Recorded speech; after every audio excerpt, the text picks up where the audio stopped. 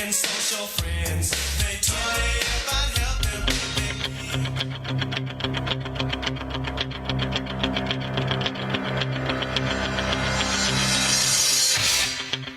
Hi everyone out there, I am Springboks, your sports guru. Catch me live every Saturday morning from 11 a.m. till 1 p.m. Only on Nirvana Wild FM. Your beat, your music. Don't go.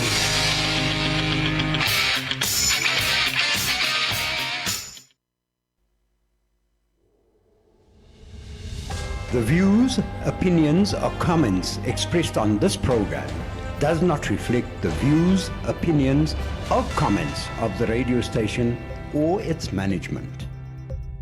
Imagine a world with hunger. Now you can change it. With Ashraful Aid, just 10 Rand feeds a hungry person. Visit www.ashrafulaid.org and donate a plate today. Your generosity changes lives. Ever heard a baby bellow at the top of its lungs in a public place, far from your best music track, right? For a more beautiful note, contact Nirvana Sounds for your studio and live recordings. We engineer sound to perfection according to your specifications. We ensure crisp and clear audio-video conversions and delight your function with sound, stage and lights for hire. Our quotes are pleasurable to the ear. Contact us now on 083-945-7664. Nirvana Sounds, powered by Gospel World FM. There's Montpellieres. Reinach goes for a run on the fringes. Reinach puts the kick over for himself. Kobus, Reinach! Oh, he's more dangerous than climate change. Losing possession down. Bursts through the middle. Now Sneeman out the back for Vermeulen. Lines up for Nepona and steps in. Played for Vermeulen. Is good from Antonio, but Khaleesi with the interception and now looking for the off-right. He's for Yankees and Dennis. South Africa won the turnover here. Hobart gets his pass away from Kutsia. And Kutsia gets away from his man. Looking for Serfontein. Young Serfontein. Looking much better for the Springboks in the second half, over the top. They have to find Brian Abada. You are tuning into Sports Geek with Sponelo Ngobo, only on Nirvana Wild FM. Your beat, your music. Halala.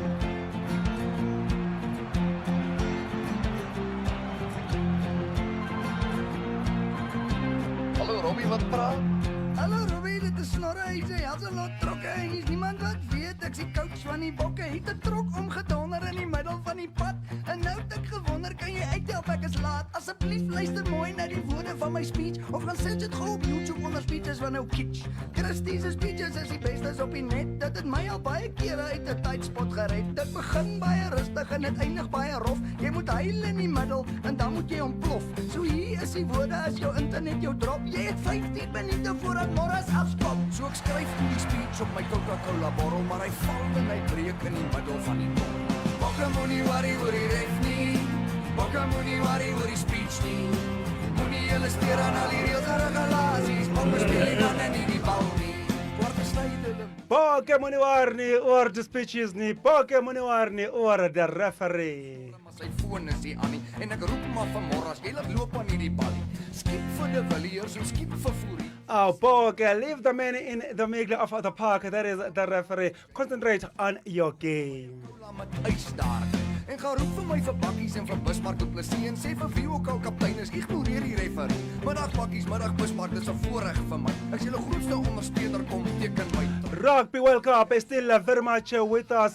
Talking of Rugby World Cup, don't forget that come tomorrow, Siya Kolisi will lead the World Cup champions, that is the Mighty Box, for the 50th time. While on the other hand, Vili Leroux, who plays the fullback for the Mighty Box, will earn his 90th cap in that must-win game against Tonga come tomorrow, 9 o'clock in the evening. Why do I say it is a must-win? It is definitely a must-win because we remember that last week the Bokke, they went down 13-8 against the Island, which puts Springbok in a dilemma, in a situation where they find themselves in a must-win situation if they are to progress to the knockout stages and stand a chance of playing the winner of Group A, which in this case is likely to be the host, that is France. So come tomorrow at 9 o'clock in the evening, the mighty Springboks, they will lock horns with Tonga, where they will be expected to win that game and win it convincingly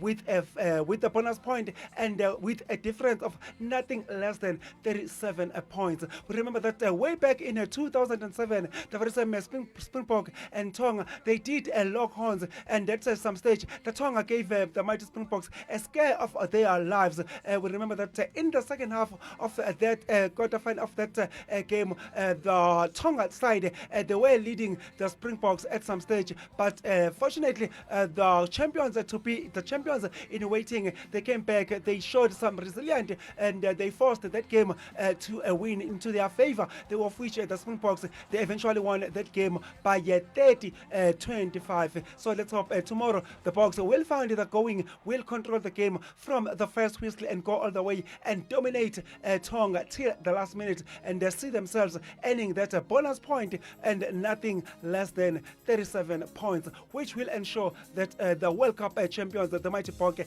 they progress all the way to the knockout stages, regardless of what happens in as far as the Ireland-Scotland game, which will eventually take place come next week, of which simply means that should Scotland score and collect maximum points in their game this afternoon and go on and beat Ireland next weekend, and should Springboks lose tomorrow, that will definitely mean that there is no knockout stages for the Bokke. They will pack their bags and come back home. Surely the Bokke, they do not want to find themselves in that situation. They want to keep their fate in their own hands. So come tomorrow evening, 9 o'clock is the kickoff time. The last pool game for the Bokke, they will put Tonga to the sword. They will not give Tonga any room to breathe. They must just suffocate them till the last minute. Go Bokke, go man in green and gold.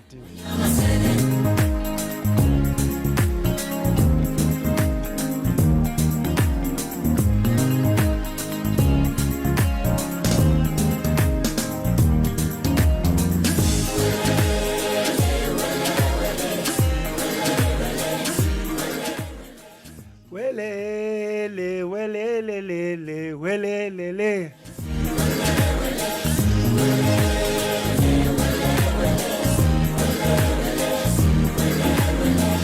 Welele, welele, welele.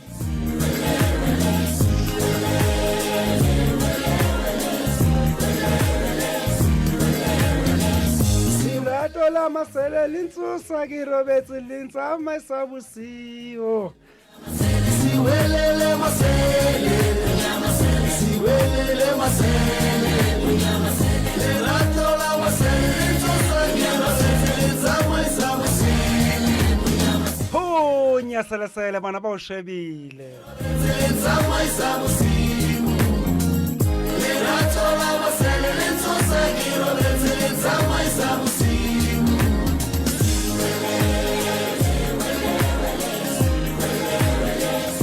All roads lead to Rome. Why? Simply because the Ryder Cup got underway yesterday. That's why Europe took on USA, and the Europe started. They had fun doing that. They are leading a USA team by 6.5 and 1.5. Yes, Europe is having a feast. Unbelievable drama out in Italy, Rome. That's where Ryder Cup is taking place. That is a golf for you.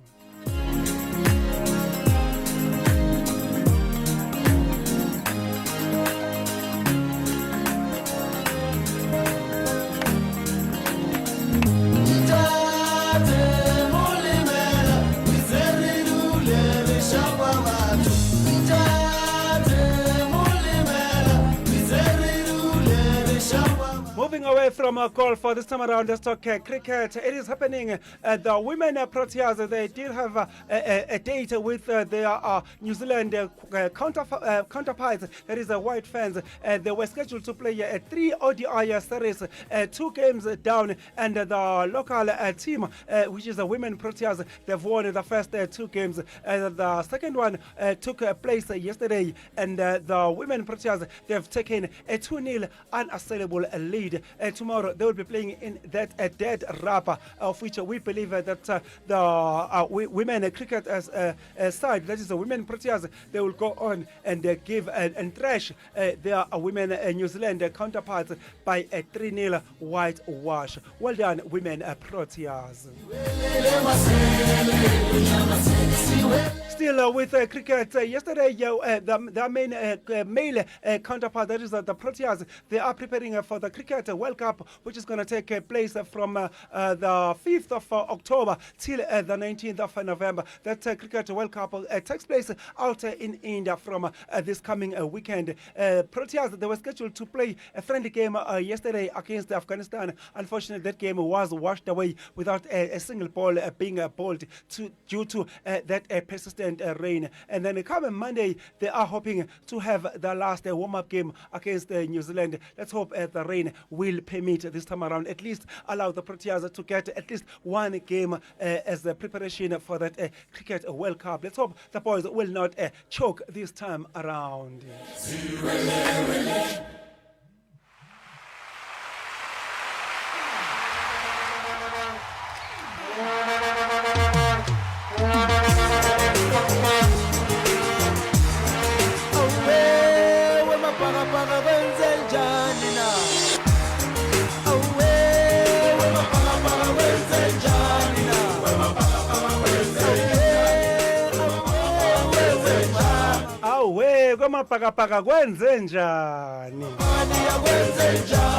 Can we talk about Orlando Pirates? Is it safe to talk about Orlando Pirates? Why do I say that? Simply because the Orlando Pirates, they've lost 4 games on the trot and no one is making noise about it. Or you guys, do you know something that I do not know? Is the memo out that we should not talk about the Orlando Pirates having lost 4 games on the trot and it is business as usual? Or what is it? Is it not safe? Or am I touching the elephant in the room?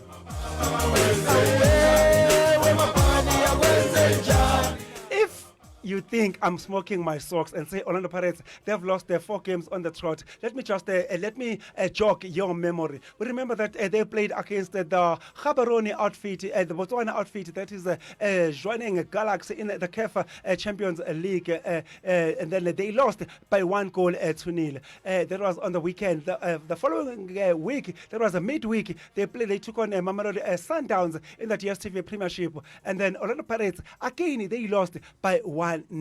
The following weekend, they played the MTN 8 Wafa semi-finals against Stellenbosch, the boys from the Winelands here in Orlando Stadium. Orlando Pirates again, they went down by 1 goal to 0. And then last night, they took on the very same Botswana outfit, joining Galaxy in the second leg of that CAF Champions League elimination rounds. Orlando Pirates, what did they do?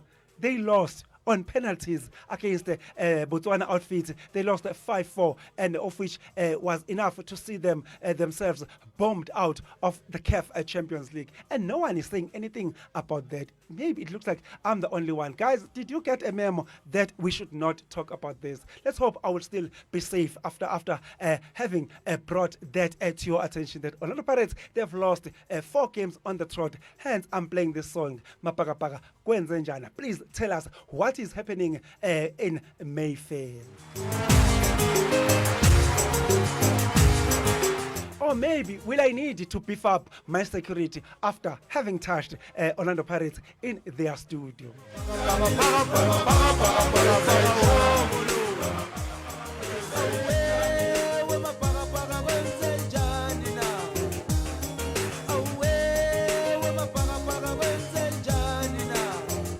Wemapaka kwenze njani na?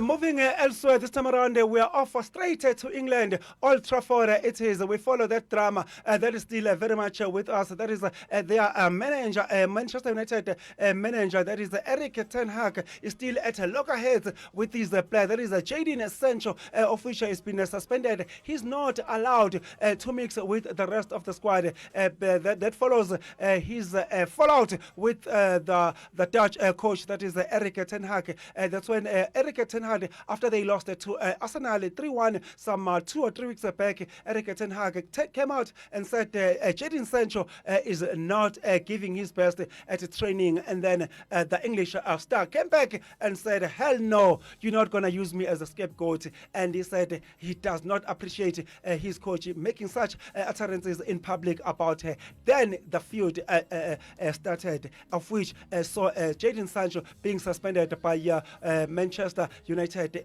manager. And then he said he will only allow Jadon Sancho to join the rest of the team after he has withdrawn or has apologized to him. And Jadon Sancho has made it clear that Erik ten Hag must just forget. He is not going to apologize to him. So what does that mean? It means that simply means one thing, that Jadon Sancho's days at Manchester United are definitely limited.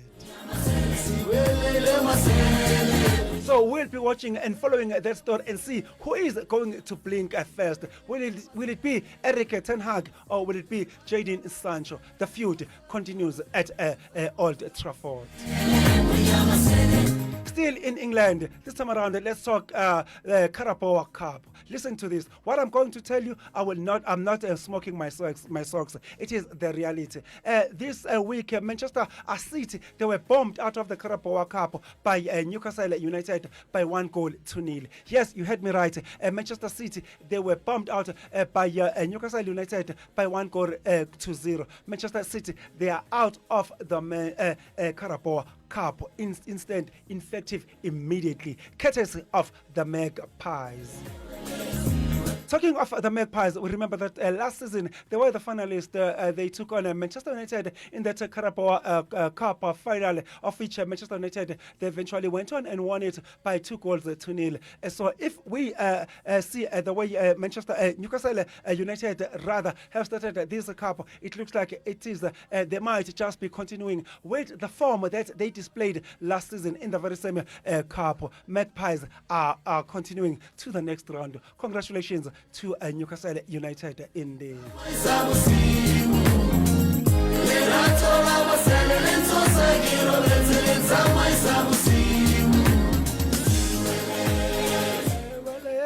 welele maselesele lerato la masele le ntsosa ke robetse le ntsamaisa bosigo welele se welele sa maselesele.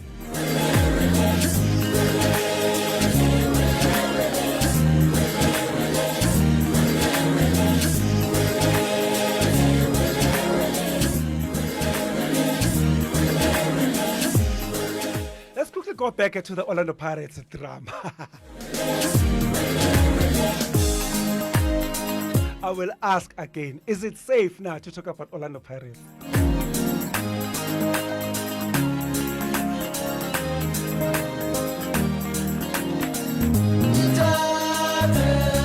I'll take my chances. Let's go back to that Joalning Galaxy coach. That is Morena Ramor Bedu. Forgive me for that pronunciation. That's Morena Ramor Bodi. Yeah, I hope I've got his surname right. In case I didn't get it right, Morena, please forgive me, Wanesu. I tried to read your surname, but somehow I just Zulify it. Don't you think it is about time that Orlando Pirates, they offer Morena that contract? Why do I say that? Going back to 2014, the very same Morena who's coaching Joaneng Galaxy from Botswana. In 2014, he was coaching. Do you remember that college that beat Orlando Pirates 4-1 in the Nedbank Cup back in 2014? Do you remember who was the coach back then of that Malut FET College?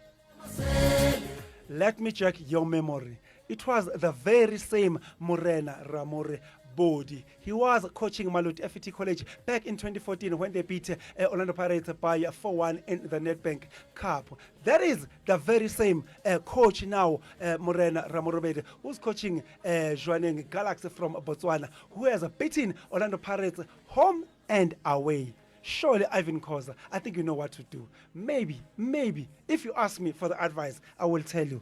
Just offer Morena a big, lucrative contract that he cannot resist. And then you know you are safe from all the humiliation, because it looks like Morena can humiliate Orlando Pirates wherever the show.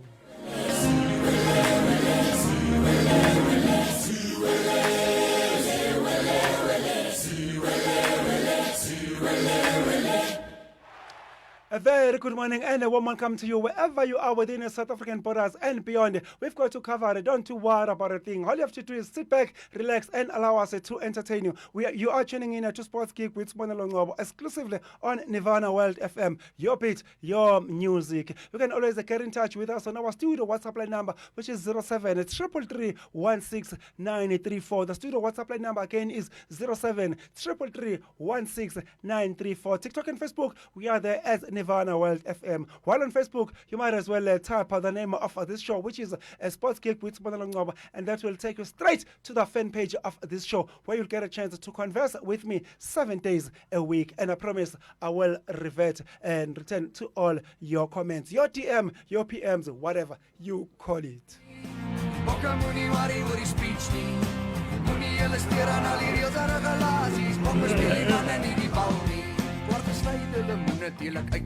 Thank you very much to my colleagues. That is DJ Alfie Protas. Fat and funky breakfast in the land. He was then followed by DJ Powen. That was between 8 and 10 o'clock, 10 and 11 o'clock rather. Where is my mind?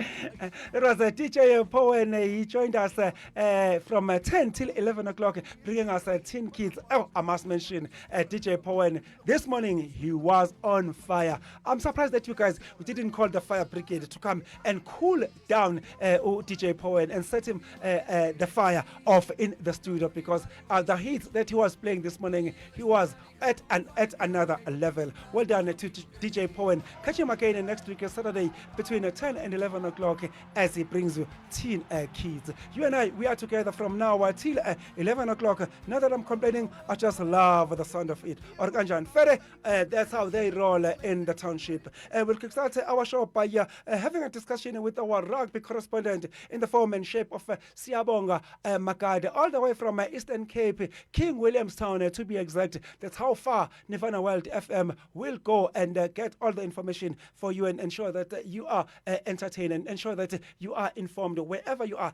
in as far as sporting is concerned. So we'll be in conversation with Siabonga Makade come 11:30 this morning, provided reception permits. Come 12:10, we'll be in conversation with our usual suspect, that is Modiba Peter. We'll be talking your motor racing, MTN 8, Wafa Wafa, CAF Champions League, anything and everything under sports. It goes. Time now, it is 28 minutes after 11 o'clock.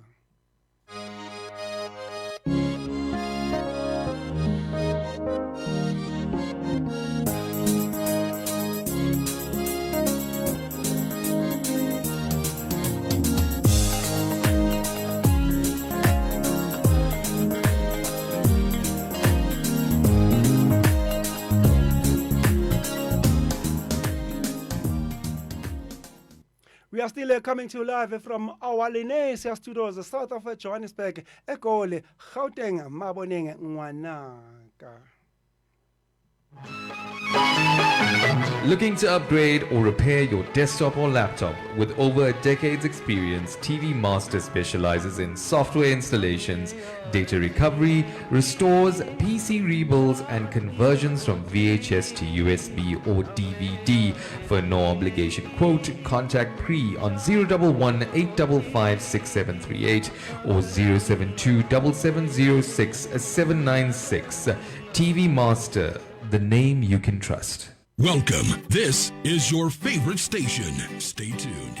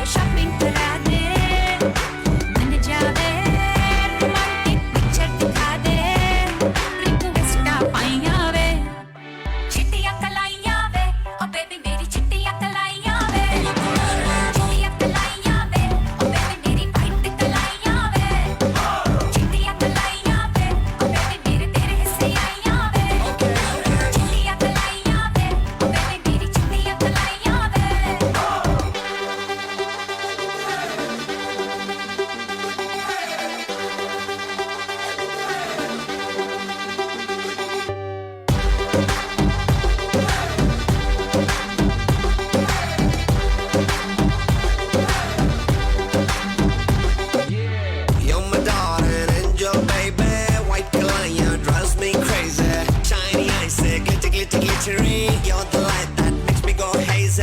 You're my darling angel, baby. White color, you drives me crazy. Shiny eyes, glitter, glitter, glittery. You're the light that makes me go hazy. Makes me go hazy. Makes me go hazy.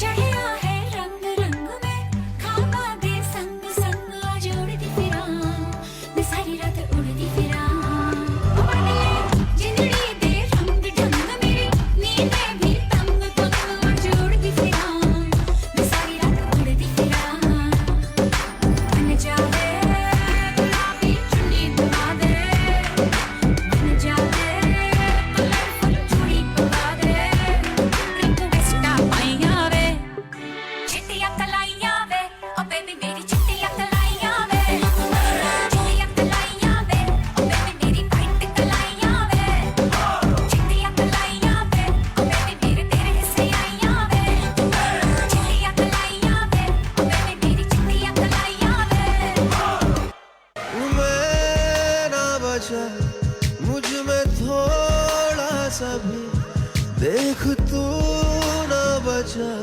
तुझ में भी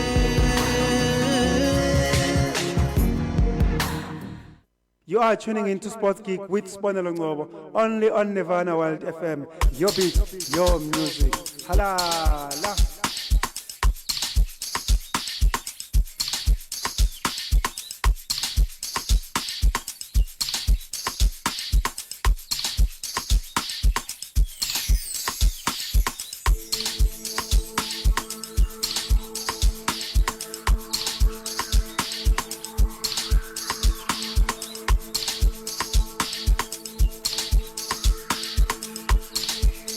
washa ufuna ukuzwa masedalanga lengoma awuthula ugqwale ngoba nangumsindo uzozwa ufuna ukubona masedalanga le number engiphethe utoni dathula awasho wena ufuna ukuzwa masedalanga lengoma awuthula ugqwale ngoba nangumsindo uzozwa ufuna ukubona masedalanga le number asimohera lahlela u20 asimohera lahlela u20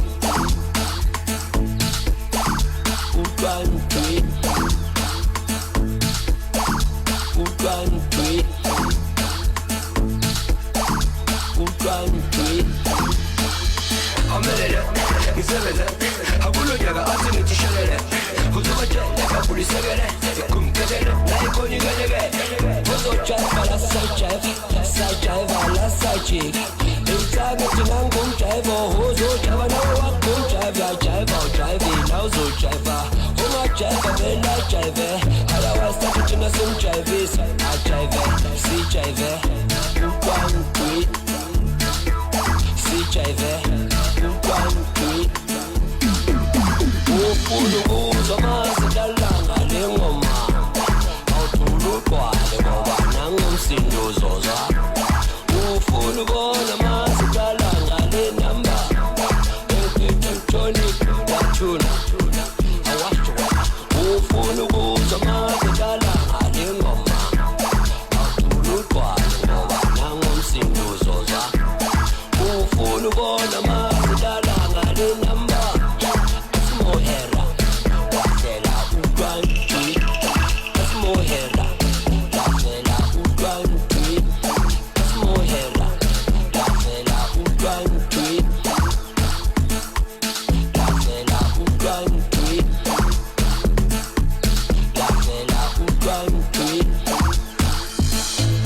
lahlela u20 lahlela u20 lahlela u20 lahlela u20 lahlela u20 amelele ngisebeze akulonyaka athi ngithishelele uzobatshele babulisekele kumkelele nayikonyikeleke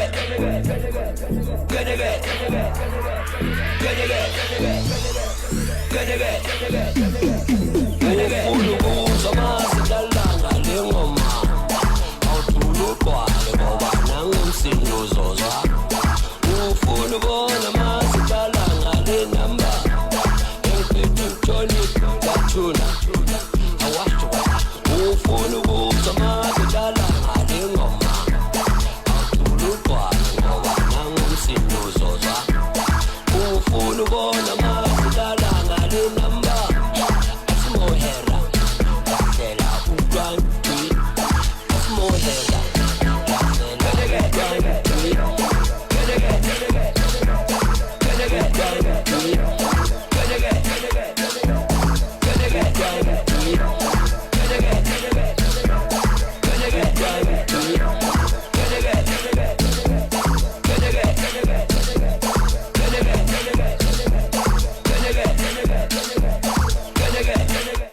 Pick the Tune featuring a surprise Lengoma.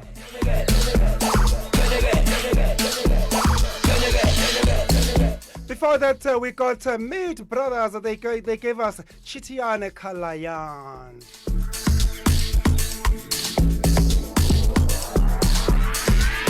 Time now, it is 37 minutes after 11 o'clock, and you are still tuning in to Sports Geek with Sponelo Ngobo, exclusively on Nirvana World FM. Your beat, your music. You can always get in touch with us on our studio WhatsApp line number, which is 07-333-16934. The studio WhatsApp line number again is 07-333-16934. TikTok and Facebook, we are there as Nirvana World FM.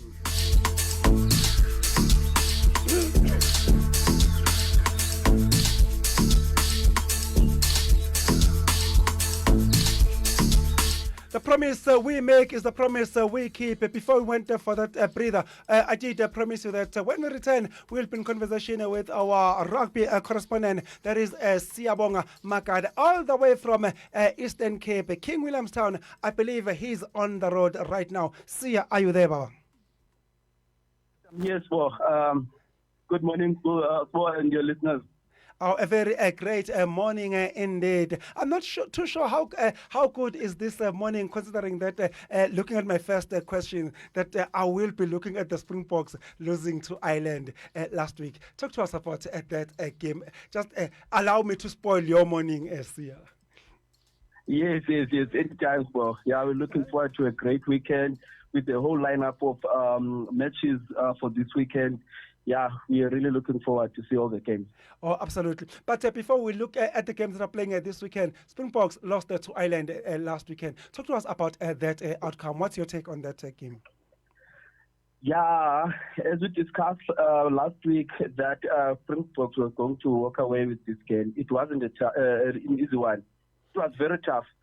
Absolutely. Yeah, but there are some allegations that the Springboks threw that game away. Oh.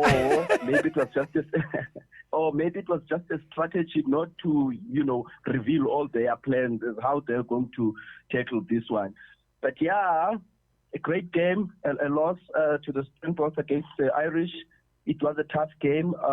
Actually, it was a game of two halves. Yes. We saw a dominance of the Irish team in the first half, and then the Springboks came through in the second half. As we spoke last week, that it was going to be a game of very close margins. We saw that Springboks losing so many points on the field, 11 points to be precise. Yes. Yeah, we expected that. But looking at the game on last week, the Springboks didn't want to reveal all their plans. Exactly. They kind of held back not to give away, everything. Yeah, it was a close encounter. And some say they threw that game on purpose because they didn't want to meet New Zealand in the quarterfinals. Count me in there. I'm one of them. Some articles and some rugby legends saying that game was played in a manner that the Springboks didn't want to reveal all. In addition to that, they wanted to avoid the New Zealand, the All Blacks in the quarters. That makes that too fast. It would be better for, in my take, it would be better for the Springboks to face French, the overconfident French, as opposed to the wounded All Blacks. Yes. Remember, they lost against us in the warm-up games, and they also lost their first game of the World Cup. So that on its own tells you that they're going to come back very, very strongly to, revenge against those fights that they lost against. Okay. So there are lots and lots of talking points in that game. I, for one, I must tell that for the first time ever, that the Springboks, when they lose, I wasn't sad. I don't want to lie. I was excited that they lost because I'm one of those people who did not want Springbok to face All Blacks in the quarterfinals. So I must say, all those people who are saying that, you might as well count me in there. Coming to you, Sia, as Sia Makad, whom would you have preferred in the knockout stages? Yeah, obviously, French, an overconfident French is going to have a tough time against the Boks. Yes. Taking nothing away from the performances that they dish out in the earlier games. But facing the Springboks in the quarters, having lost their previous game, it's going to be very tough for the French. Absolutely. So, yeah, I would always prefer to play French as opposed to the All Blacks in the knockout stages. Oh, same here indeed. Still on that possibility of Springboks having deliberately thrown that game away. Looking at the breakdowns that they lost, surely that also strengthened that discussion that the Bokke, and that is their strength. All of a sudden, last week, the Bokke were struggling on the breakdowns. Yeah, in the breakdown, they didn't play to their strength, if you can ask me. Exactly. Look at the tactics that they employed in that game.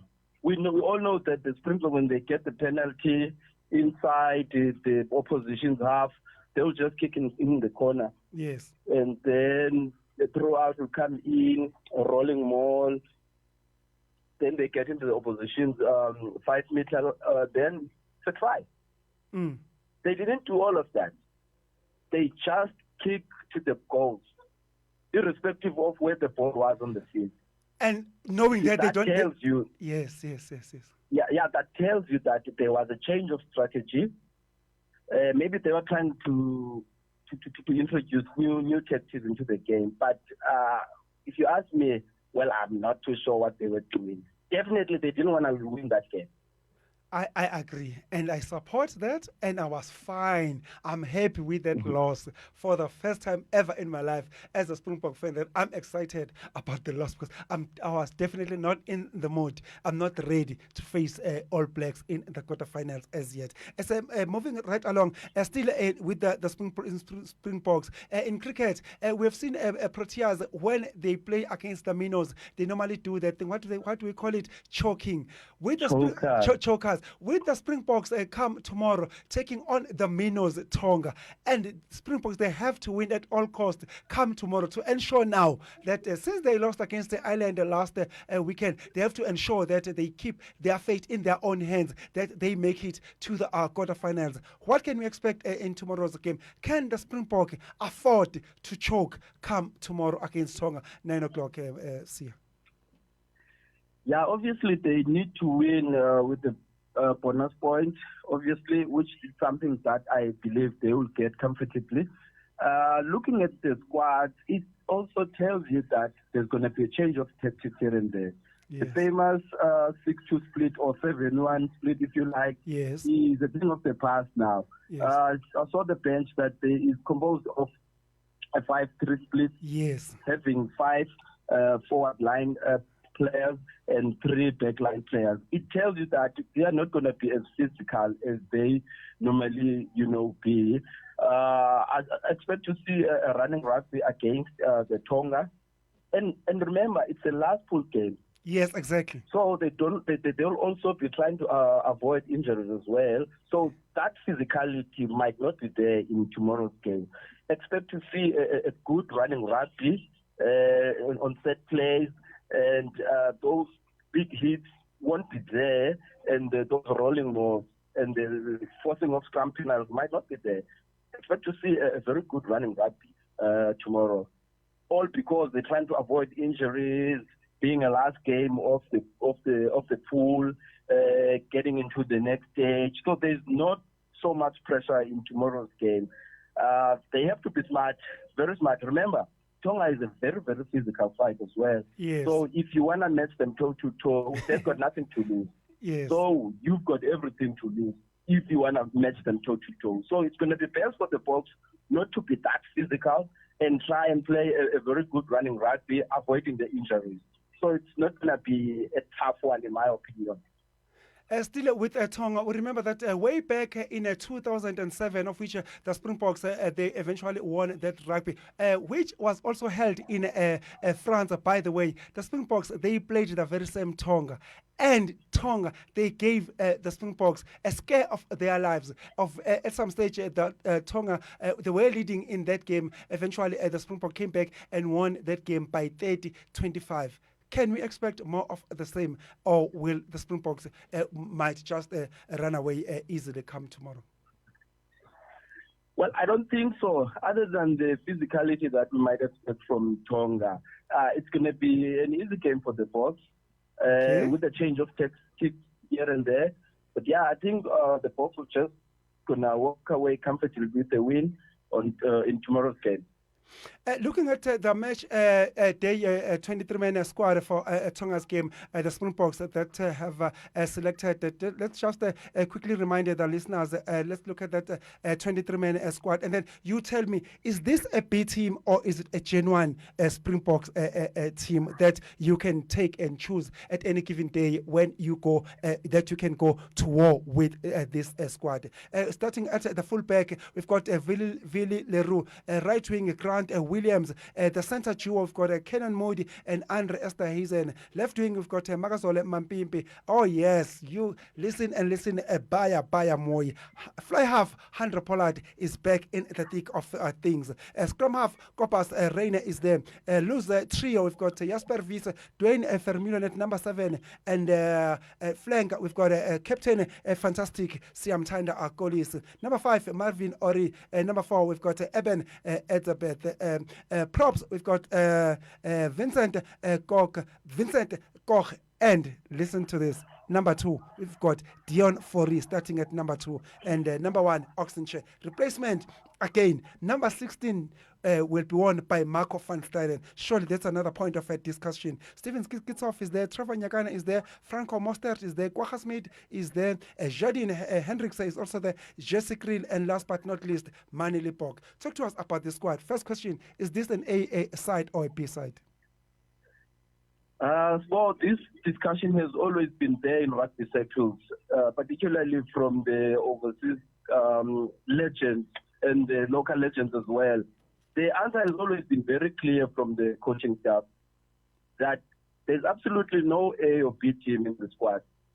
Every player in the squad has a role to play. And according to the game plan that they will have on the day, it depends on the coach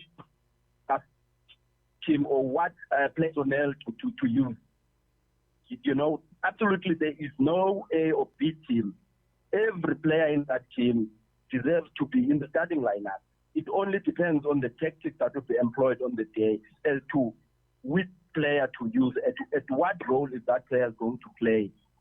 You know, so there is no A or B, you know, team in the Springbok squad.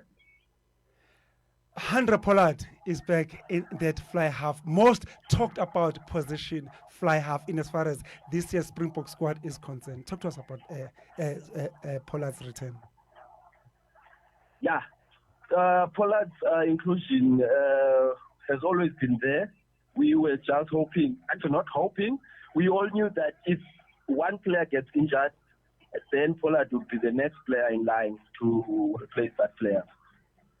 What happened is we saw that Manny Lipok was struggling, kicking in goals. There was less pressure in the full game. We anticipated that it might intensify in the you know, quarterfinals going forward. Hence, they then decided to bring Pollard back into the side. So obviously, from the quarterfinals, to the finals, the margin will be very close.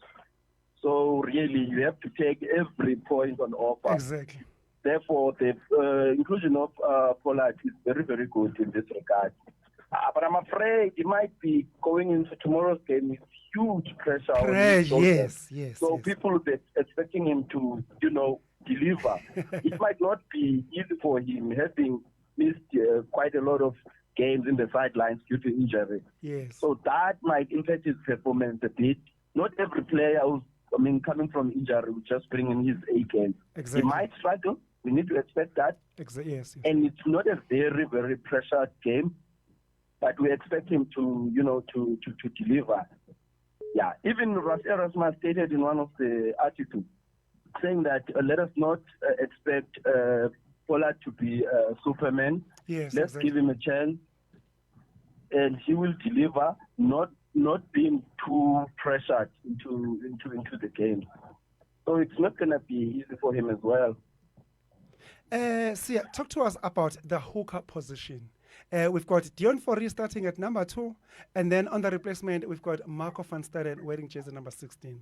So I'm sure that simply means there is no recognized hooker. Talk to us about that plan.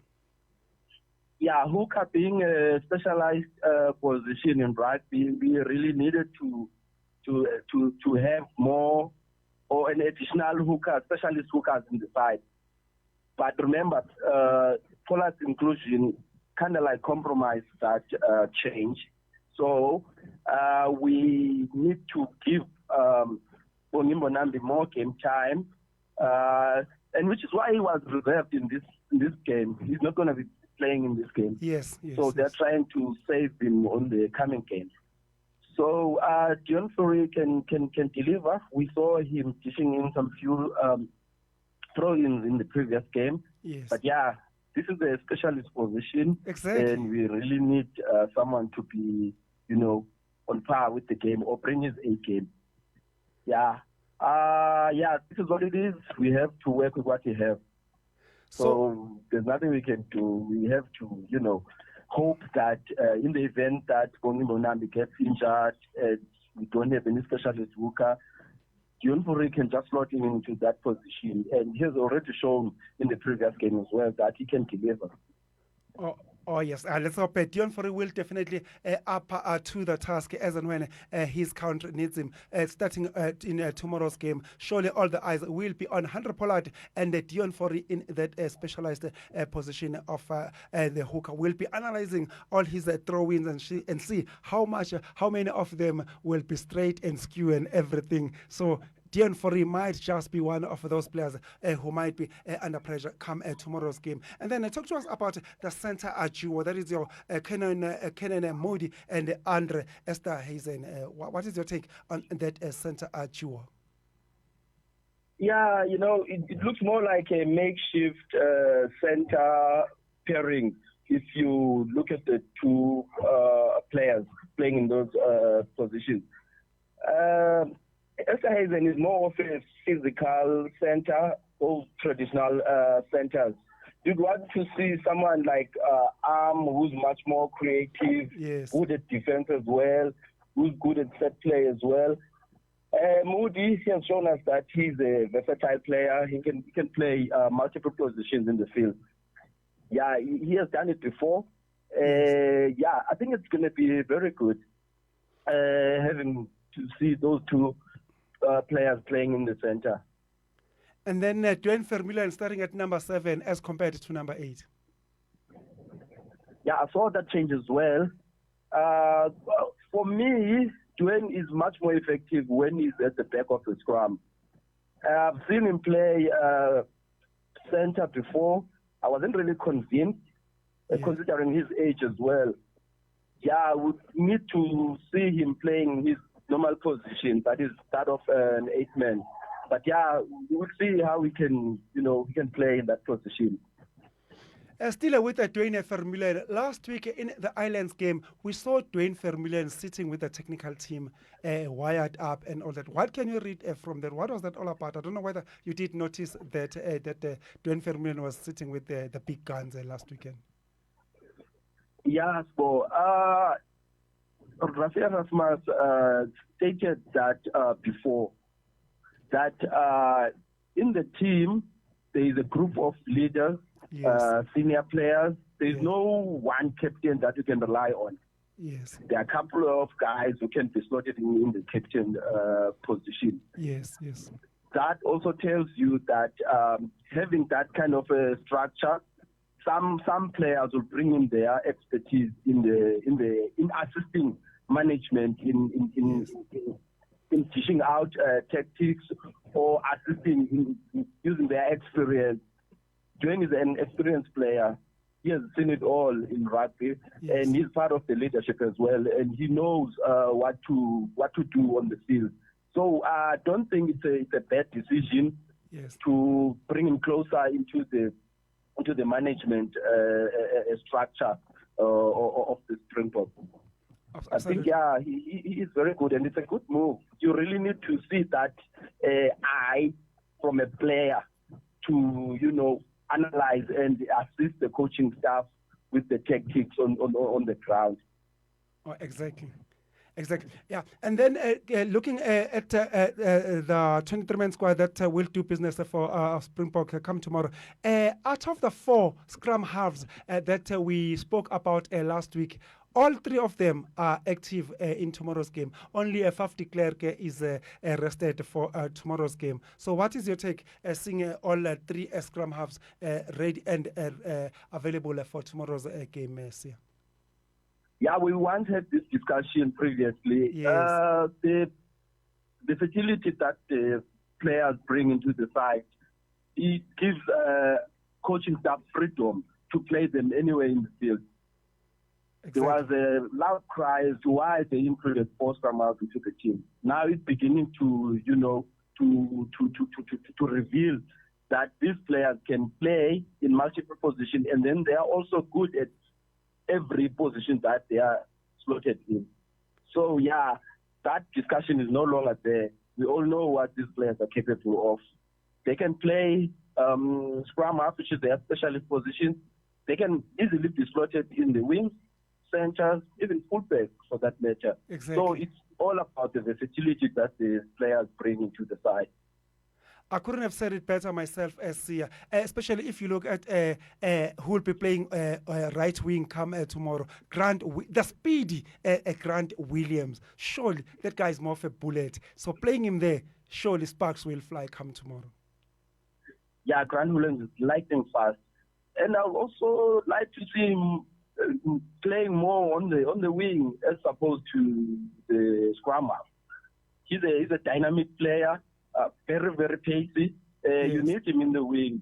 Yeah, And even though his specialist position is the wing. He's young as well, so there's still a lot of, years ahead of me. We're still going to see a lot of him going forward.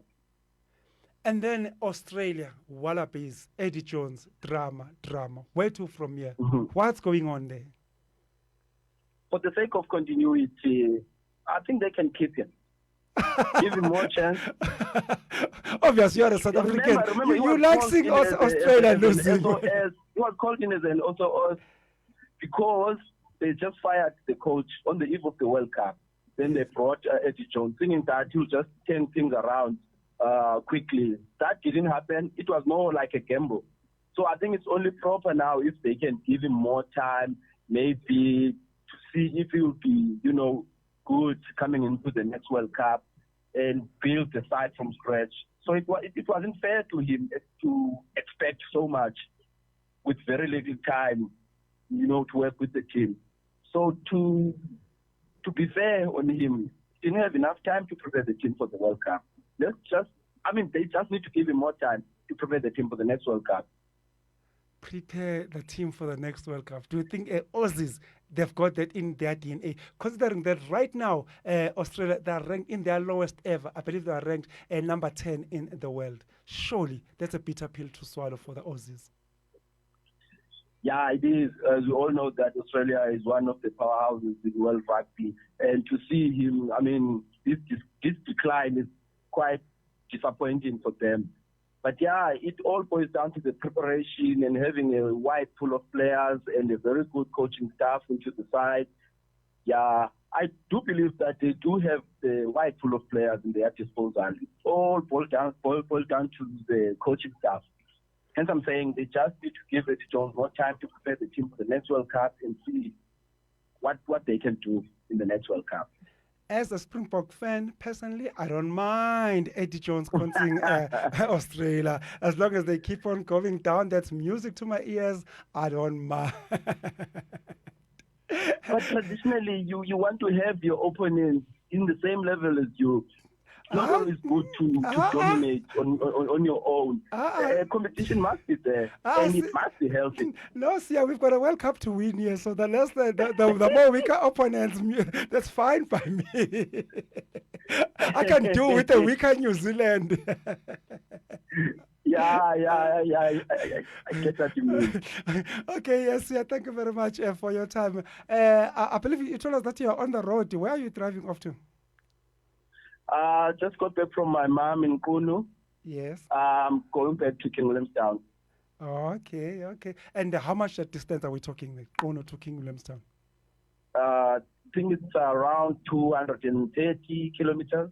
Okay. Yeah, somewhere there. Oh, okay. No, Sia, thank you very much for your time. We really appreciate it here at Nevada World FM. Let's hope we'll talk to you next week, and then and after the Springboks have walloped Tonga tomorrow. But before I let you go, after tomorrow's game, the Springboks will have a 2 weeks break. Should the Springboks qualify for the knockout stages, how much will that have impact on the guys? Will it be a negative or positive impact, that 2 weeks break, here? To be honest, that's enough time for them to recuperate. Okay. Having played, back-to-back games, that time will be enough for them to sit down, employ new tactics, while waiting for other players to fully recover from knocks that might potentially get in the Tonga game. So it's quite good. It's quite good. It won't do any harm in their preparation for the quarterfinals.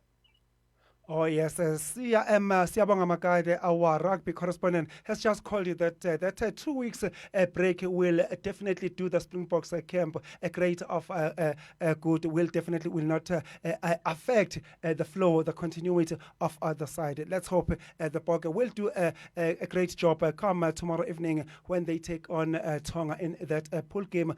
Get all the required points, which will definitely see themselves qualify to the knockout stages. And like Siyabonga Makade predicted and hoped that we will lock horns with the host France. I, for one, I also agree with him. I also prefer to play France as compared to mighty All Blacks. Thank you very much, Sia, for your time once again. Before I let you go, your social media handles, please. Social media handles, Facebook, Siyabonga Makade, Twitter, formerly X now, yes. It's Siyabonga_Makade. Thank you very much. And LinkedIn, Siyabonga Makade. Siyabonga Makade, all over social media. Thank you very much, Sia, for your time. We really appreciate it. Thank you so much for your listeners. Enkosi Mhlekazi omhle. Enkosi Mhlekazi. Thank you. Ever heard a baby bellow at the top of its lungs in a public place, far from your best music track, right? For a more beautiful note, contact Nirvana Sounds for your studio and live recordings. We engineer sound to perfection according to your specifications. We ensure crisp and clear audio-video conversions and delight your function with sound, stage and lights for hire. Our quotes are pleasurable to the ear. Contact us now on 083-945-7664. Nirvana Sounds, powered by Gospel World FM. Looking to upgrade or repair your desktop or laptop? With over a decade's experience, TV Master specializes in software installations, data recovery, restores, PC rebuilds and conversions from VHS to USB or DVD. For no obligation quote, contact Pre on 011 855 6738 or 072 7706 796. TV Master, the name you can trust. Imagine a world with hunger. Now you can change it. With Ashraful Aid, just 10 Rand feeds a hungry person. Visit www.ashrafulaid.org and donate a plate today. Your generosity changes lives. Let's feed the hungry together. Where it always feels good.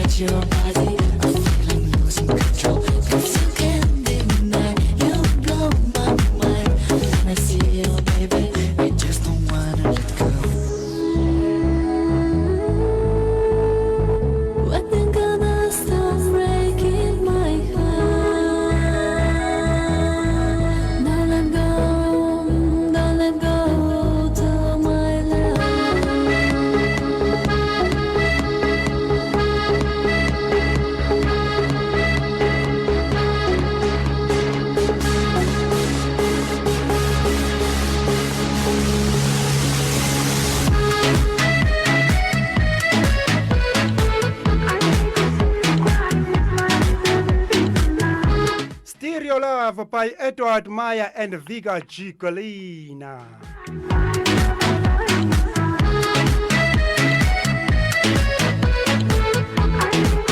This song goes all the way back as far as 2010. Varvas J. Onolegai.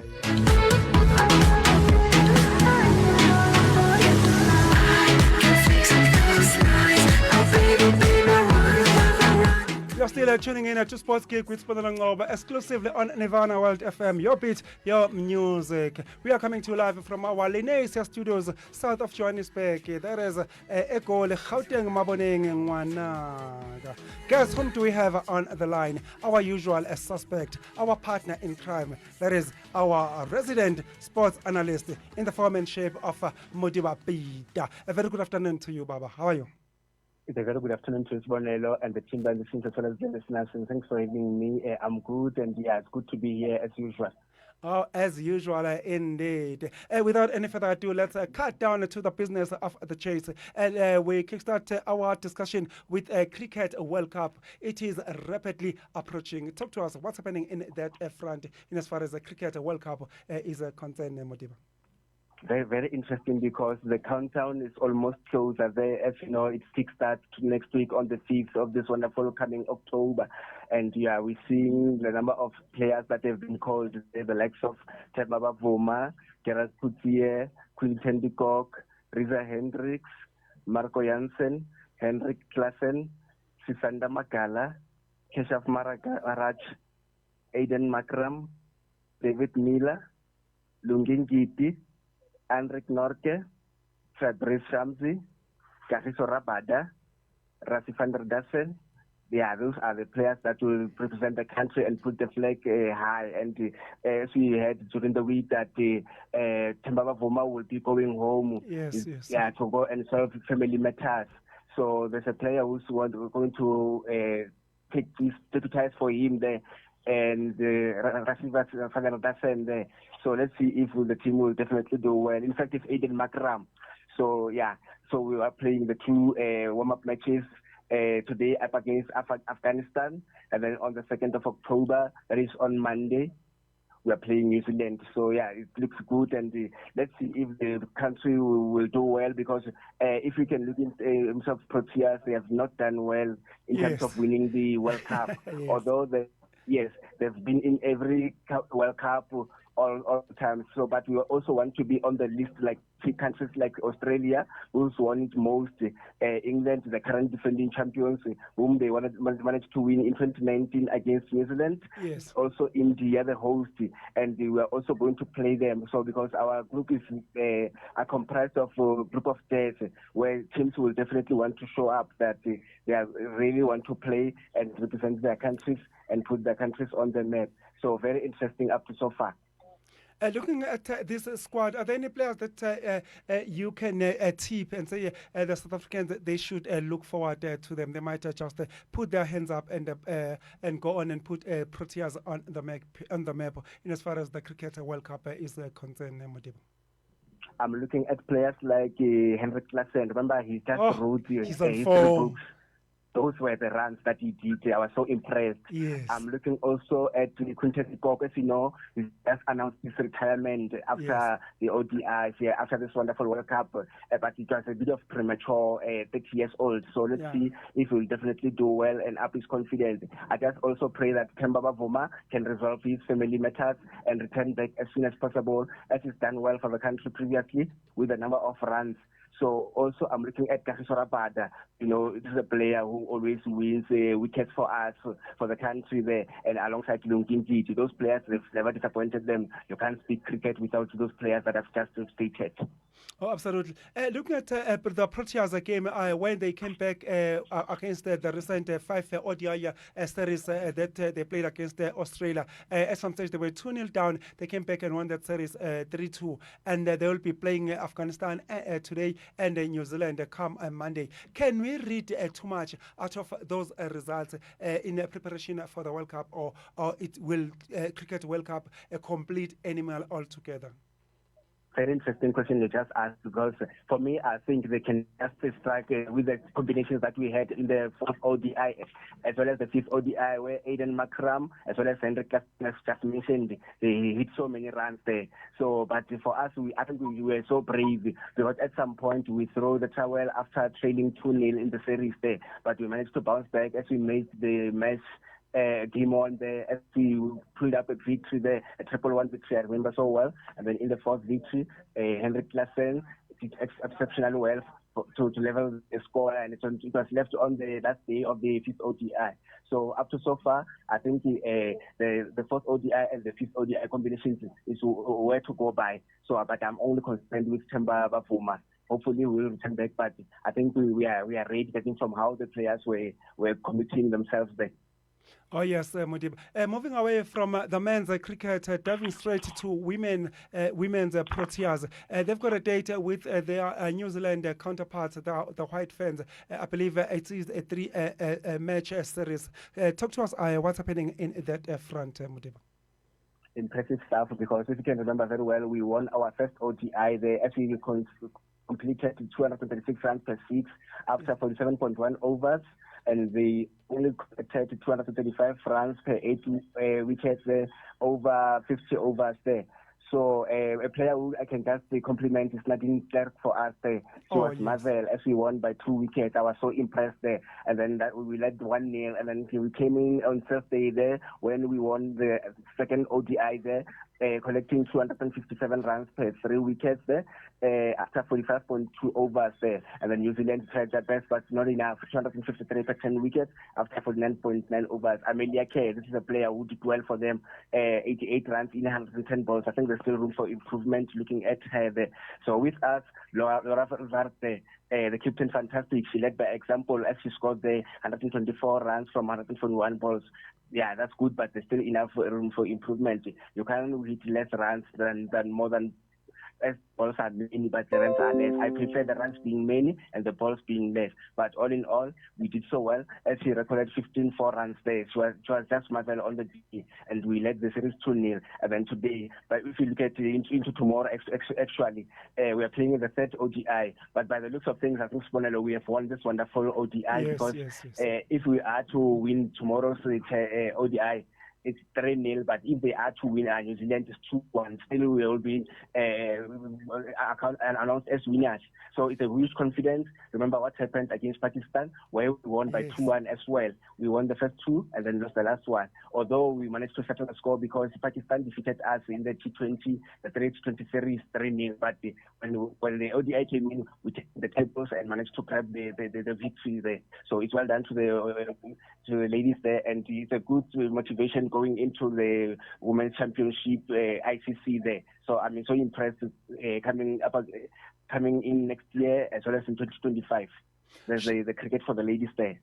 Oh, surely. Like they always say that numbers do not lie. Surely, looking at the numbers, our women's Proteas, they're doing great. They've just recently beaten Pakistan at home in their own backyard out in Pakistan. They are showing New Zealand some flames. And this year alone, they also reached the finals of the T20 World Cup. Surely, they are doing something great in as far as our women Proteas are concerned, Modiba. Most definitely. This is what I was doing the interview on Power FM. They spoke about visibility, whereby the fans asked South African fans, we must just balance in terms of supporting all the sporting codes. So it looks like we are undermining the women. So we just need to support them more with the Tipoke as well as with the men's cricket Proteas there. So they've been impressive up to so far. They have not put foot wrong. So hopefully going into the Women's Championship in the next coming 2 years there, they'll definitely go as far as the finals once more.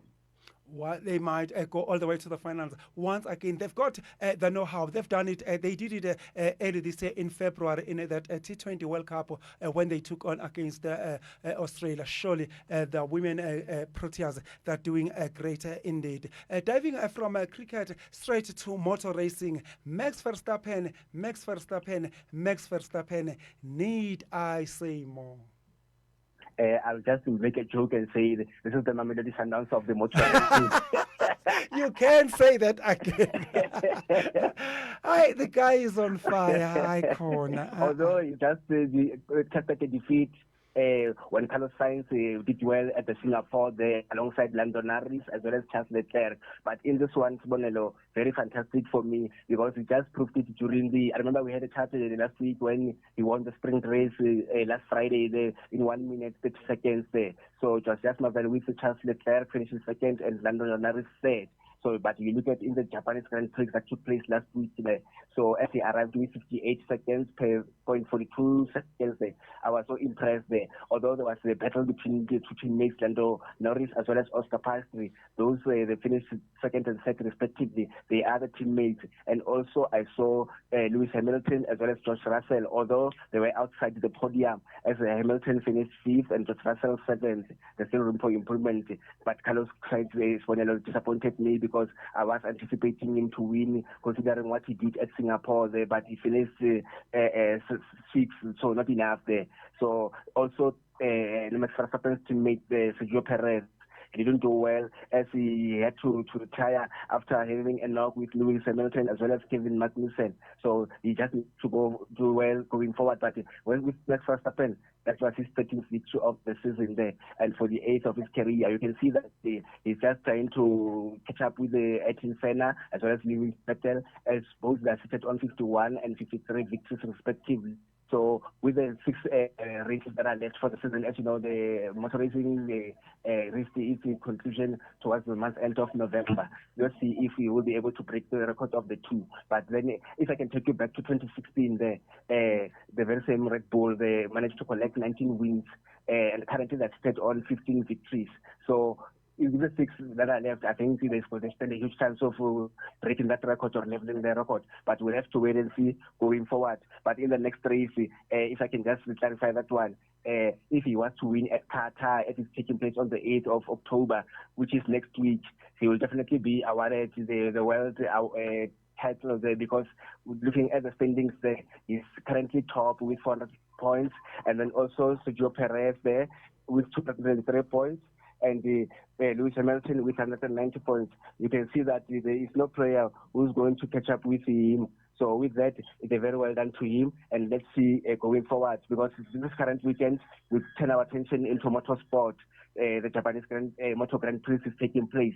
Let's see if Marco Bezzecchi will definitely win. That's like he did last week. Or Francesco Bagnaia will bounce back as he had a crash last week. So majority of them are very old South African track binder. So let's see if they will do well, because there's a lot is at stake, and they are only left with 11 races to go for them.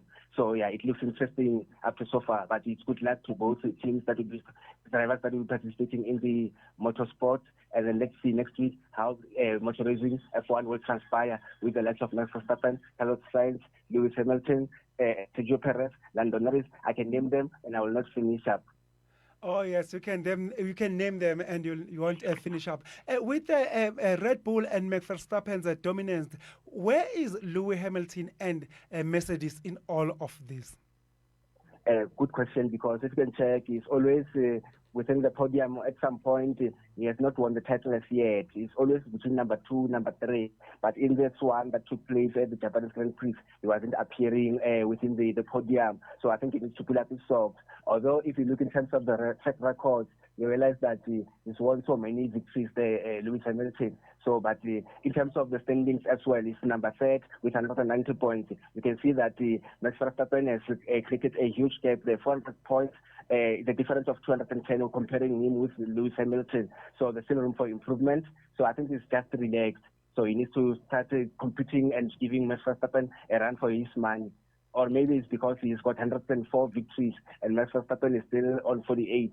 Still a long years to come where he can be able to overtake him. But up to so far, yes, he's in the right position. But he needs to improve, because at the Singapore, he wasn't amongst the drivers who were on the podium, as we saw Lando Norris and Charles Leclerc and the winner there, Carlos Sainz. He wasn't on the podium. So there's still room for improvement. Let's wait and see going into Qatar next weekend. Well, let's hope Lewis Hamilton and his Mercedes team, they will definitely come to the party, pick themselves up and stop playing bridesmaids in as far as Red Bull and Max Verstappen are concerned. Diving straight to football, MTN 8 Wafa Wafa semi-finals have done and dusted. Talk to us about that drama. What a drama. I can say that again. I remember Mamelodi Sundowns were going into the encounter following a 1-0 draw away from home against Kaizer Chiefs at FNB Stadium. We saw Edwin Castillo in the first leg and Chris Omodau scoring for both Kaizer Chiefs and Mamelodi Sundowns respectively. So in this one, I think so as early as the 20th seconds, they potentially finding the net there. And then there was also Ashley Dupree equalizing from the penalty following a handball by Spombule there. And then Mamelodi Sundowns managed to seal the victory there with potentially Lilius Herrera following some sloppy defending by Kaizer Chiefs towards the end of the halftime there. So I think this Atlantic could have done better, as well as the Brandon Peterson's positioning. But then on the day, the referee was just questionable with his dubious decisions.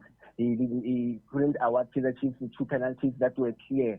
So, but then if you look in terms of the game as well, Kaizer Chiefs I think created chances, but there was a chance where I saw Christine Saile playing a cutback to Ashley Dupree, but unfortunately Ronnie Williams made a stunning save to keep the team into the match there. So there was the controversial penalty that I thought Kolobadi should have awarded when Mzim Danzani was tackled inside the box by the very same Tapalo Maseko. So he was nearer to the action, but he was unable to award the penalty. And that's where we saw during the week the PSL stated announcement that they put him on suspension, also with investigations going ahead, because they felt that in some of the decisions that he took, very questionable, because if you look at the potential Lilius goal there, where he pressed Brandon Peterson, the goal should have stood according to how Andile Eskingogo as well as Victor Tongwane dissected the matter there. They're saying that the potential Lilius was inside the Kaizer Chiefs area when the ball was removed by the center there.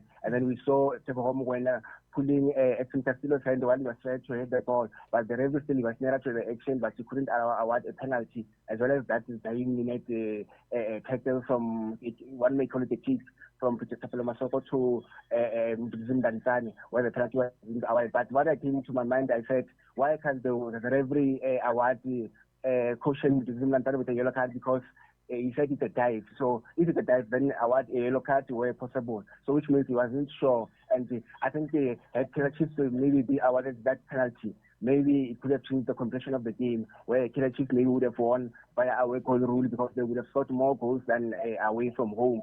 So Kolobadi for me was just a downfall. And I think I can remind you once again, remember Abangile Tom also was also a culprit when the very same Mamelodi Sundowns beat Kaizer Chiefs 2-1, where potentially really supplied the ball to Lucas Ribeiro, which the goal should have been offside, but he also awarded a goal. So he was also in question and he was suspended for 14 weeks. Let's see going forward if the very same body will be suspended. You said the investigations are continuing. Do you by any chance have any clue what are they investigating exactly? Is it the level, are they investigating the level of competence or the possibility of bribery or something? Yeah, both of the two matters. That's how they state it, that they want to investigate based on the level of what you call bribery, as well as they call it brown envelope, if there's match fixing in between. So let's wait and see with regard to the outcome. But the referee all the day was so questionable, was so poor. And in fact, if you look at the officiating this current season, very poor, very questionable. So we were told previously that the VAR just came in, but up to so far, we are yet to see that particular VAR. Let's see going forward.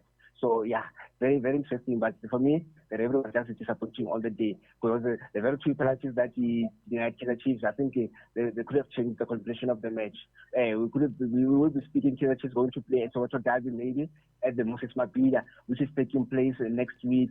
As we know, Orlando Pirates played the Stellenbosch and they lost by 1-0 there, where we saw Marinas unleashing a rocket, but unfortunately, the Sakale Pasa considered an own goal, and they managed to organize a low block to try and catch Orlando Pirates on counter break. But Pirates all the days tried their best. The Sakale Pasa, Patrick Maswanganye, team Kavamonare, they tried their best, but I think the goalkeeper as well, Steve Stevens of Stellenbosch, deserves credit in that game as he made some superb saves. But then it wasn't enough for them to just get the victory because of the away goal rule, as they aggregated and at 2-all. So, but then, yeah, Orlando Pirates in that regard progressed to the final, and they well done to. But let's see if they will be able to compete with Mamelodi Sundowns. As you know, their current form, unstoppable, red hot form. We can speak shortly with the DSTV Premiership they've been announced as Q1 innovation winners, which means they were going to pocket 1.5 million. Rene Mokoena, definitely a coach of the month for August as well as September. So they are doing things so well. There are 2 matches unbeaten the entire year. So my question is, will Orlando Pirates come and stop normally Sundowns' rampant performance? Because they need something special to break this organized team. Let's wait and see. Which takes me to my next question. Orlando Pirates taking on Mamelodi Sundowns in the MTN 8 final. Orlando Pirates bombing out of the CAF Champions League last night. Just maybe, we should play a little bit of this.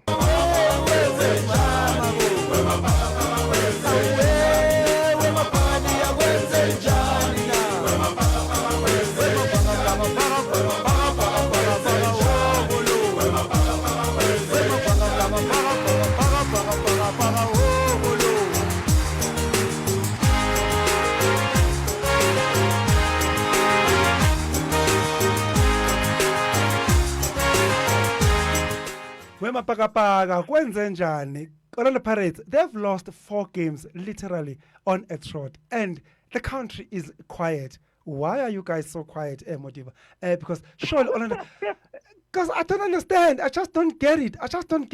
On paper, Orlando Pirates right now, they've lost 4 games on a trot. If you want me to remind you, I can remind you. Botswana, joining Galaxy 1-0, Sundowns 1-0 at home in the DStv Premiership, and then last week MTN 8 second leg 1-0. They lost again against the Stellenbosch. Last night they lost. They bombed out of the CAF Champions League, which I would like us to talk about right now. The CAF Champions League, Orlando Pirates versus joining Galaxy last night. Orlando Pirates losing 4 games on the trot.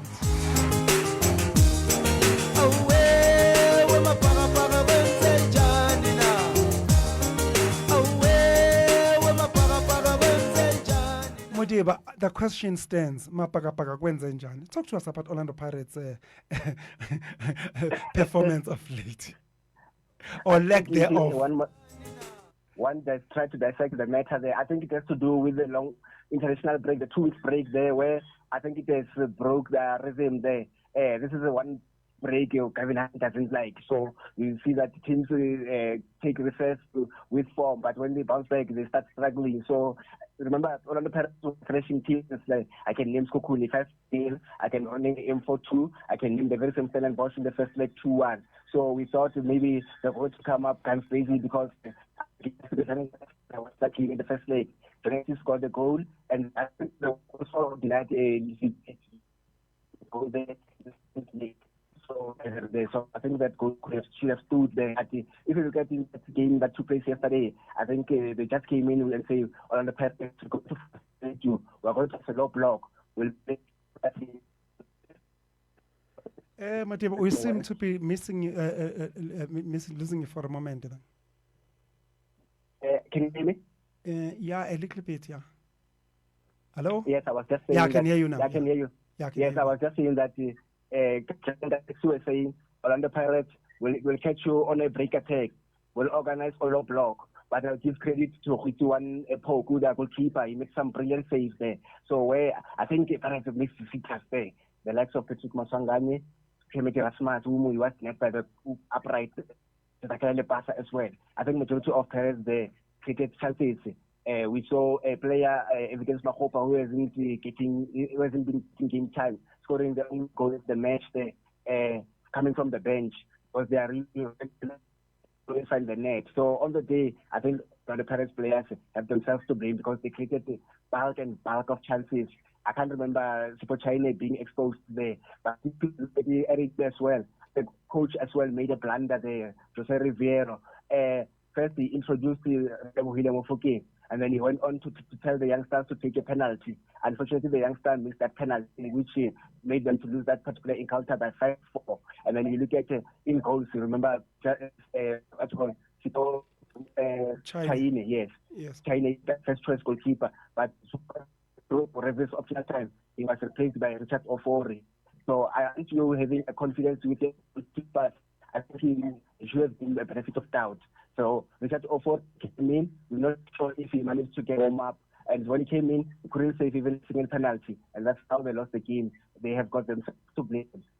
I saw this also talk to the young William even in such instances, his confidence, so depressed. So those are the as well as the rest of the team must sit down with him and address the ball. Because for me, class is permanently. It's so well even when he came in. So that's also on the day was just unfortunate, but I just want to find out what's really happening. The form, like after thrashing so many teams, even Cape Town City were also the country goes to nil. So things are not going well. So going to play Mamelodi Sundowns, that's not a way of building confidence, because those are the Q1 innovation winners. Their coach will definitely be coach of the month for August and September, and they really are winning matches. And speaking of, we'll talk shortly about the DSTV Premiership. They also collected the victory with. Oh yes, talking of DSTV Premiership, maybe I think it is fitting that we dive straight to that. But before we do that, I would love again to just play something about Orlando Pirates.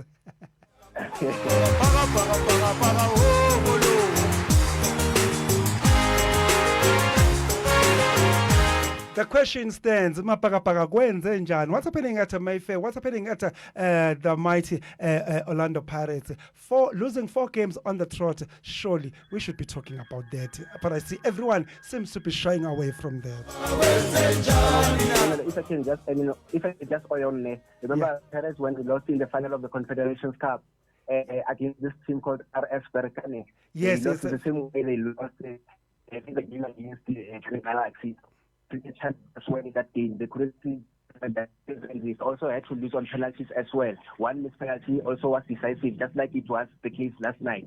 So they need to pull up their socks as well. Although in that final, Martin was the one in charge. So Jose Riviero, as you know, Pirates after the T12 season winning 2 trophies, majority of them were saying that this Pirates will be unstoppable. They'll conquer Africa. They'll go as far as the finals is concerned. But you know, it's never easy in the CAF Champions League.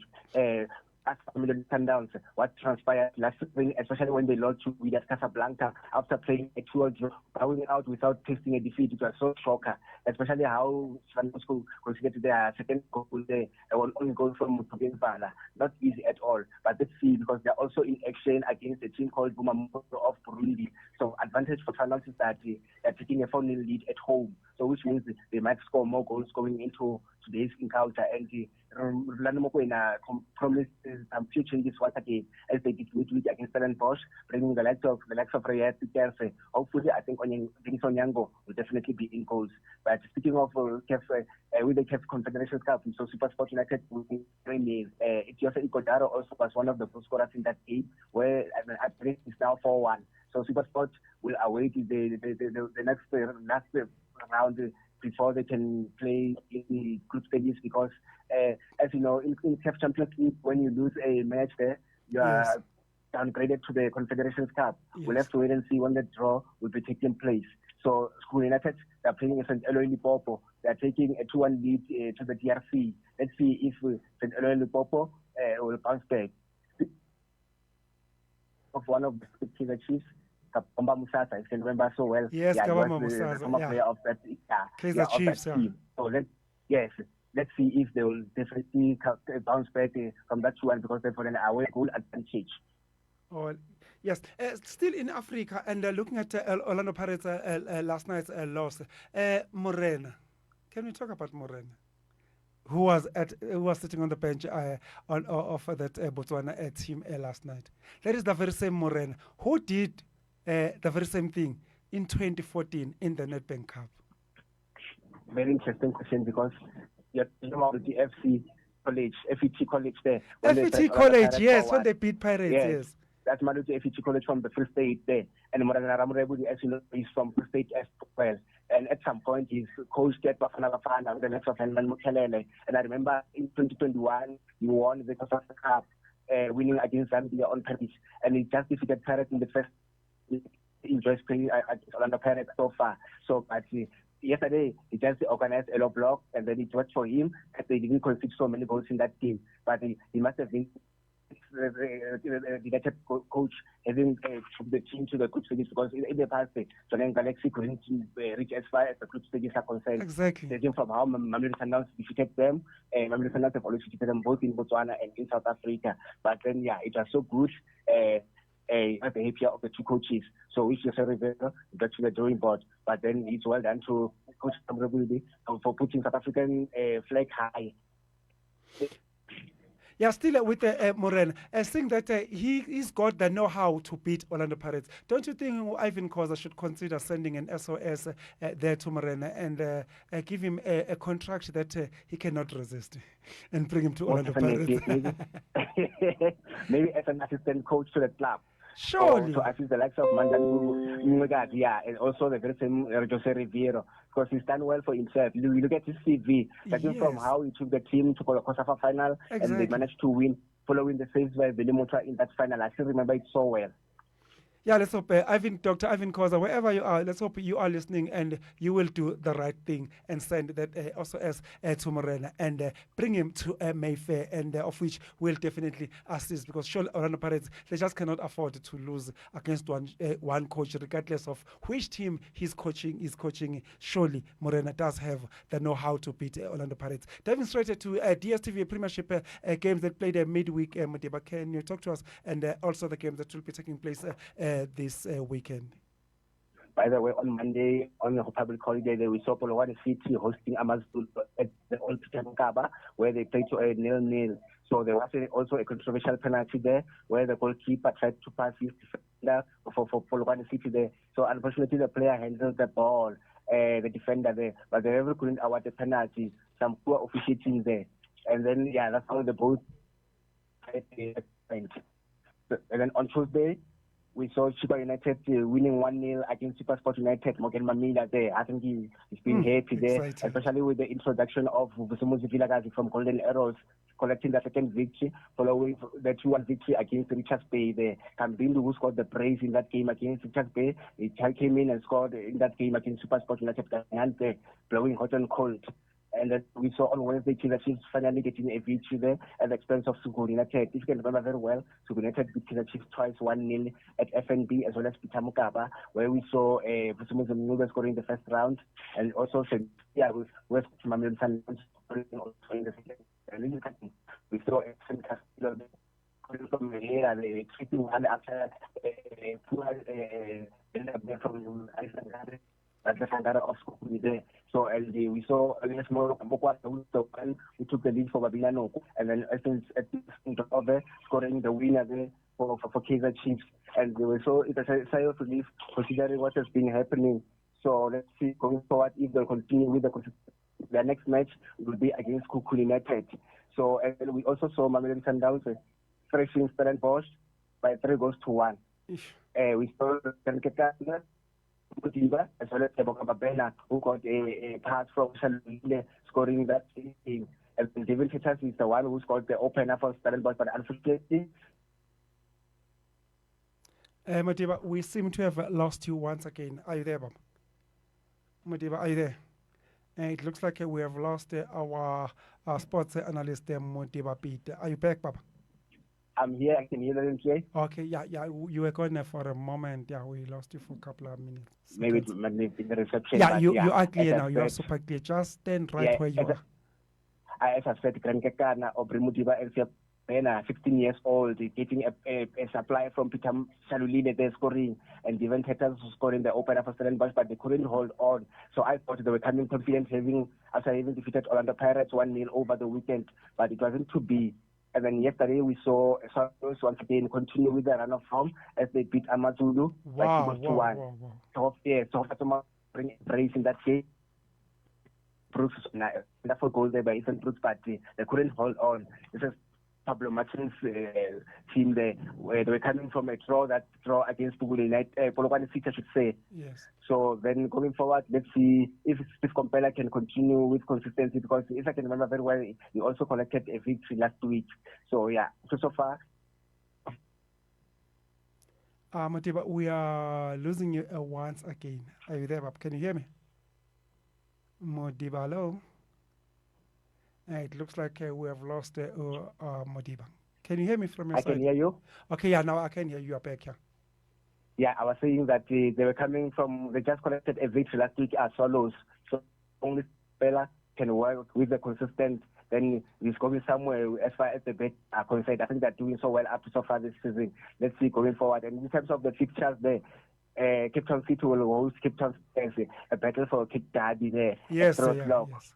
Yes, there's Polokwane City up against Royal AM. Royal AM as well, they haven't been doing well. As you know, they are also under suspension from signing players. They are banned from signing players following the issue with Samir Nokovic. But last time when I heard that Chumsukazi wants to help Mamchize with that case, as Samir Nokovic currently has just been signed by TF Galaxy. So let's see if the move will pass. And then tomorrow, there's only one game taking place. TF Galaxy hosting Richards Bay at Mbombela Stadium. So all those 3 matches will kick off at 3 o'clock, but we will Polokwane City at 5:30. So yeah, very interesting there. So teams need to start collecting points. So that's player to do that. Pressure will continue mounting, especially looking at coaches like Sjatramovic, TF Galaxy, as I've been saying on the show, that they are yet to get a goal from individual players as they won 1-0 against Kaizer Chiefs. It takes us from on goals. And then Richards Bay, they just lost against Super United. Kaitana Tembo continue to be under pressure. When they won 1-0 against Swallows, I thought they've turned the corner, but it seems as if they are continuing to fight. So let's wait and see this coming weekend. Well, let's wait and see what's coming up this weekend indeed. Looking at the Cape Town derby, Cape Town Spurs, have they collected their first point to date? They are in a must-win situation. As you know, they've played 6 matches, all 6 losses. And then also you look at Cape Town City, Eric Tindler has not been doing well. 4 losses on that trot. So it's not looking good, although he got a draw in his last match there. So he just needs to pull up his socks as well. So as both they are rooted within the bottom 8, let's not forget also Stellenbosch. They've been getting poor results as well. So, but Cape Town Spurs, Sean Bartlett, he needs to turn the corner. I think also the problem is that both the 2 teams, they didn't sign so many players going into the new season, as well as during the transfer window. So a lot is at stake, but pressure will be more on Sean Bartlett than Eric Tindler, although both rooted within the bottom 8. Oh yes, the Sean Bartlett and his Cape Town Spurs outfit, they definitely have to turn the corner, and they have to turn it now before it is too late. Diving straight to Mutsipe Foundation Championship, what's happening in that front, Modiba?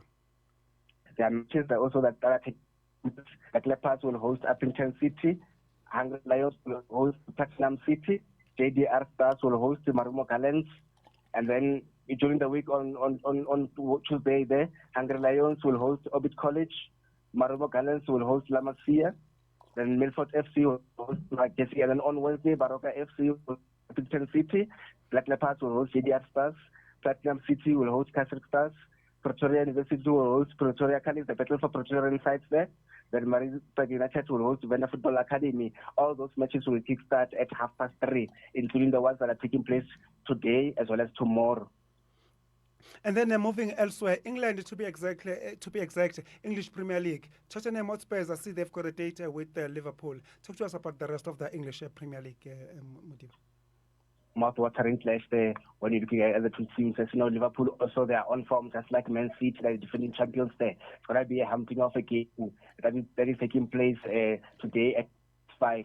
And in other fixtures, Bournemouth will host Arsenal at 3 o'clock, and then Aston Villa at 12:30. As we are speaking now, I think the game is just kick-started there against Brighton Hove there.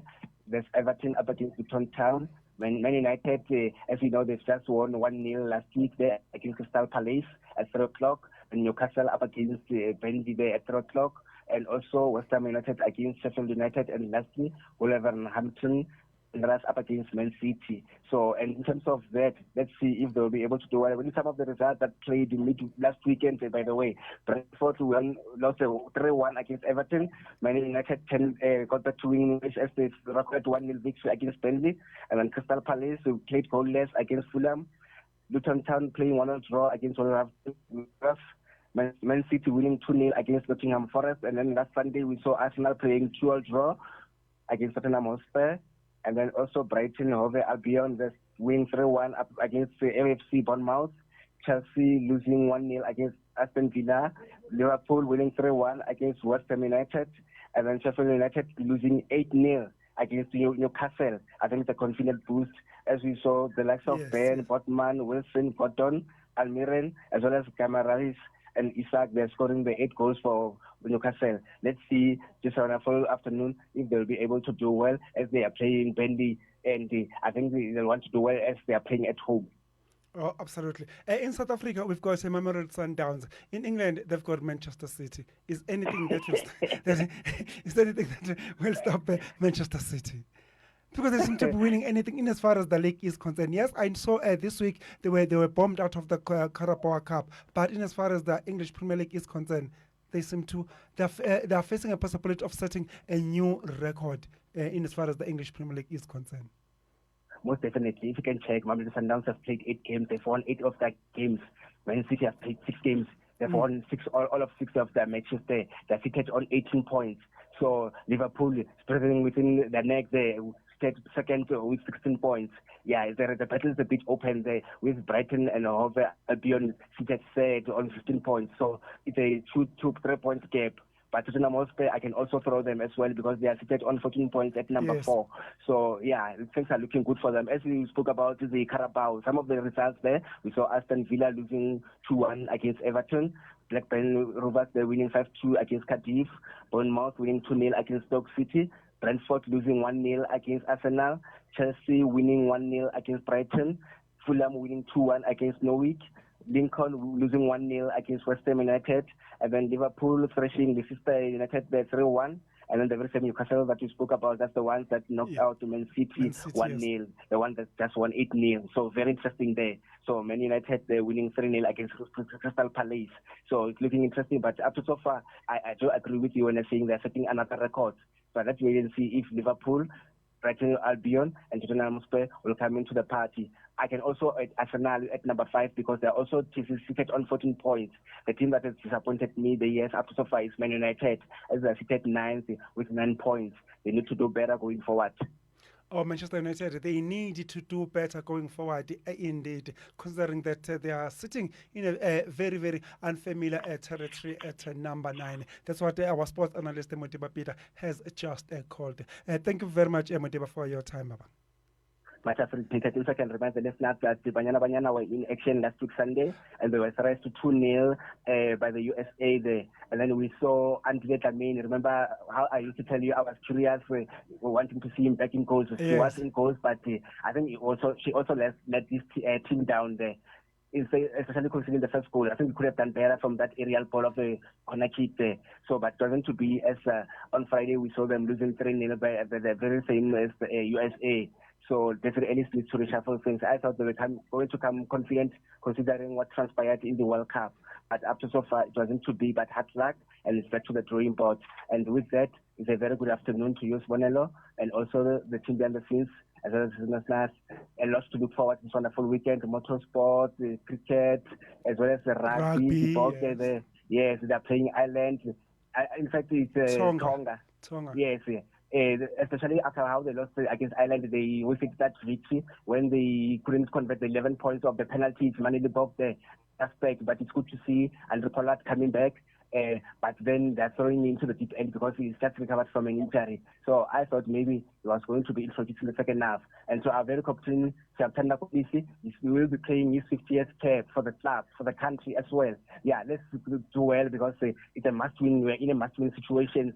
So, yeah, because other teams are doing well there, France, New Zealand, and there's a possibility that in terms of premature fixtures, we might meet the host France, who are also doing well. The only team that disappointed me is Namibia. They didn't represent the country. African flag is high, so they lost all their matches. So it's Hambakaya by the looks of things. So yeah, a lot to look forward to this wonderful weekend. It's a very good afternoon, and I am Mutiba Johannes Peter. This was the sports desk. Oh, thank you very much. That was Modiba Peter giving it to us and sharing it to us without any fear or prejudice, as always. Time now, it is 7 minutes before 1 o'clock. Unfortunately, it is that time of the show. We have to love and leave you, but as always leave you in the warm and capable hands of my colleague, that is Krishna Kushal, as she brings you Hamdum. That's between 1 and 3 p.m. You and I, let's do this once again next week, Saturday, between 11 a.m. and and 1 p.m. Till then, I am Spanelo Ngobo, and it is bye-bye.